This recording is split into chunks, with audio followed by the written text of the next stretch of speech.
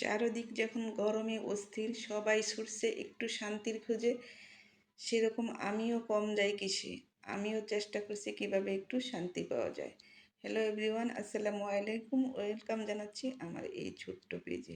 আমি আজকে তোমাদের জন্য নিয়ে আসলাম সুন্দর একটা অন্যরকম রেসিপি। সেটা হলো দই চিড়া রেসিপি। তার জন্য লাগবে হচ্ছে দই। দই বানানোর জন্য আমি এখানে নিয়ে নিলাম 4 লিটার দুধ। দুধগুলো আমি ভালো করে জাল করে প্রায় 3 লিটারের মতো নিয়ে আসবো। খুব সুন্দর করে অনেকক্ষণ যাবৎ জাল করে আমি এখন 3 লিটার বানিয়েছি। দুধটা একটু কুসুম কুসুম থাকা অবস্থায় এর মধ্যে আমি দিয়ে দিলাম হচ্ছে 1 কাপ পরিমাণ গুঁড়ো দুধ। গুঁড়ো দুধটা দেওয়ার পরে ভালো করে একদম সুন্দর করে মিশিয়ে নিব। একটা হ্যান্ড বিটার দিয়ে ভালো করে মেশাবো, যেন কোনো লাম্পস না থাকে। ভালো করে মিশানো শেষ হলে এর মধ্যে আমি মিশিয়ে দিব হচ্ছে দই। যে বীজের জন্য যে দই দিতে হয় সেই দইটা আমি এখানে 1 কাপ দই নিয়েছি। দইটাকে আমি আলাদাভাবে বিটার দিয়ে একটু বিট করে নিয়েছি। এই হ্যান্ড বিটারটা দিয়েই একটু বিট করে নিয়েছি। নিয়ে এর মধ্যে এখন মিশিয়ে দিলাম 1 কাপ দই। আমি এখানে এটা হচ্ছে টক দই তৈরি করব। এটা আমি মিষ্টি দই তৈরি করব না, সেজন্য আমি এখানে চিনি দিইনি।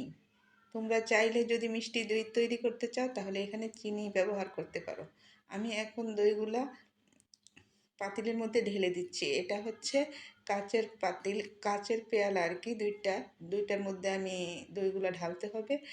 মাটির পাতিলে আর কাচের পাতিলে হচ্ছে দই খুব সুন্দর হয়। অনেকে প্লাস্টিকে, তারপরে স্টিলে, তারপরে সিলভারের মধ্যে দেয়, কিন্তু ওইটার চেয়ে কাচের পাতিল এবং মাটির পাতিলেই দই সুন্দর হয়।